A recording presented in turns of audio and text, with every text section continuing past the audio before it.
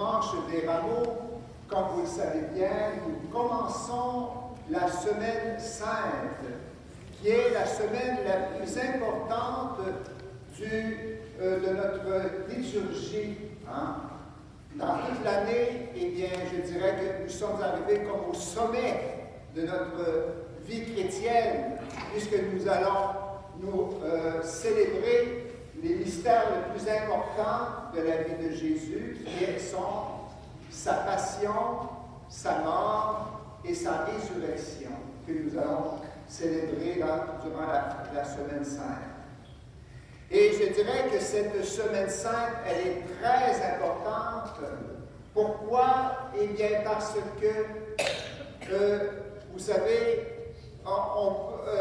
Jésus avait dit, il n'y a pas de plus grand amour que de donner sa vie pour ceux qu'on aime. Et Jésus, durant cette semaine sainte, eh bien, il va passer des paroles aux actes. On peut dire que, justement, l'amour, on peut dire l'amour par des paroles, mais ce n'est que, on pourrait dire, c'est facile à dire des paroles, je t'aime, mais un geste comme Jésus va poser, c'est-à-dire donner sa vie réellement, concrètement, eh bien, pour nous, cet amour-là, eh bien, il est extraordinaire. Il va justement nous montrer jusqu'où va cet amour. Et justement, eh bien, cet amour que Dieu porte pour nous, a pour chacun de nous, eh bien, comme tout amour, il doit y avoir comme une réponse d'amour. Un amour à sens unique ne peut pas être véritable. Si un garçon aime une jeune fille, mais que la jeune fille repousse ses avances, ne l'aime pas vraiment, eh bien, on ne peut pas dire que même si ce jeune homme aime énormément cette jeune fille, il n'y a pas de véritable amour. Et alors, justement, on peut se poser la question, oui, Dieu, en Jésus, nous manifeste un amour incroyable, un amour extraordinaire dans sa passion et sa mort et sa résurrection. Mais nous, qu'en est-il? Est-ce que nous l'aimons vraiment? Et c'est cette question que nous pouvons nous poser durant cette semaine sainte. Et vous savez, bien, au cours de cette semaine sainte, nous serons assaillis par différentes tentations, je dirais, différents dangers qui peuvent menacer justement notre foi. Le premier danger qui nous menace, c'est celui de l'habitude. Moi, ça fait certainement plus de 60 ans que je vis la semaine sainte. Et je sens en moi cette tentation de l'habitude, qui fait en sorte que, eh bien, c'est toujours la même chose à chaque année, on vient comme immuniser contre l'amour, la grâce que Dieu veut nous donner durant cette semaine sainte. Et alors, bien, on veut justement s'en prémunir de cette menace de l'habitude. Je me rappelle, pour mieux me faire comprendre, une scène dans le beau film de Jésus de Montréal qui a été produit il y a plusieurs années. Alors, cette scène, ça se trouve à l'Oratoire Saint-Joseph, à l'extérieur, où on fait un chemin de croix. C'était le temps du carême. Et là, durant le chemin de croix, en plein milieu, eh bien, voilà qu'il y a une situation d'urgence qui advient et les autorités, par mesure de précaution et de prudence, décident d'interrompre le chemin de croix et de renvoyer les foules.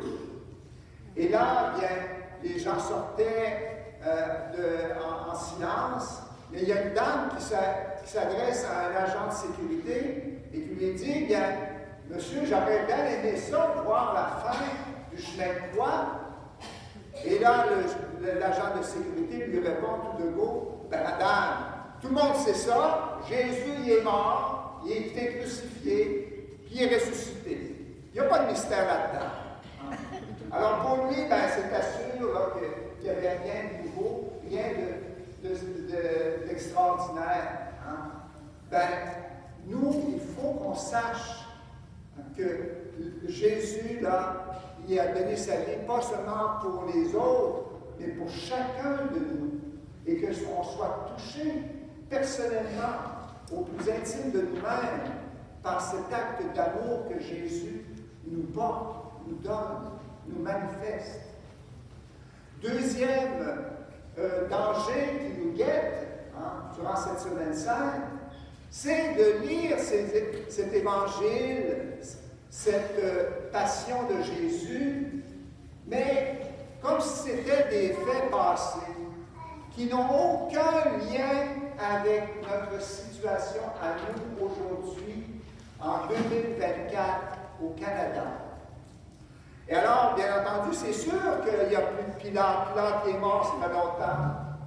Les Romains sont plus aux commandes, comme on dit. Tous les faits qui sont relatés sont du passé révolu.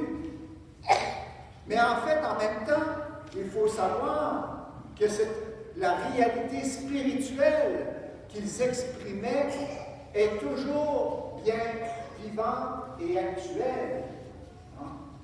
Qu'est-ce qui a causé la passion de Jésus, sa crucifixion, sa mort? C'est nos fautes. Comment?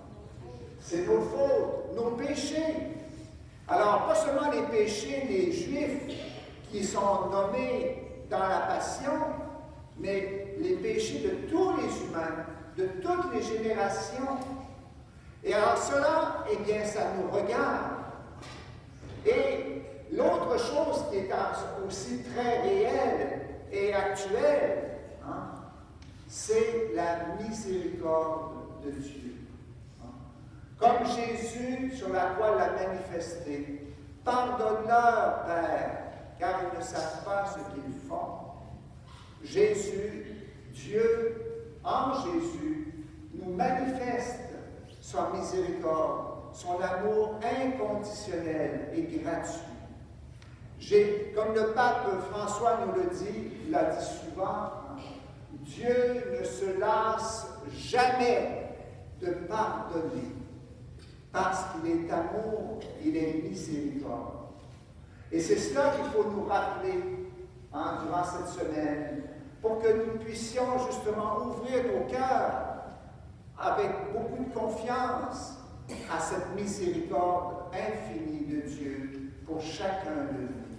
Et c'est dans cette condition que nous pourrons justement vivre cette semaine sainte avec profit, avec justement grandir dans la foi, dans l'espérance et l'amour. Amen.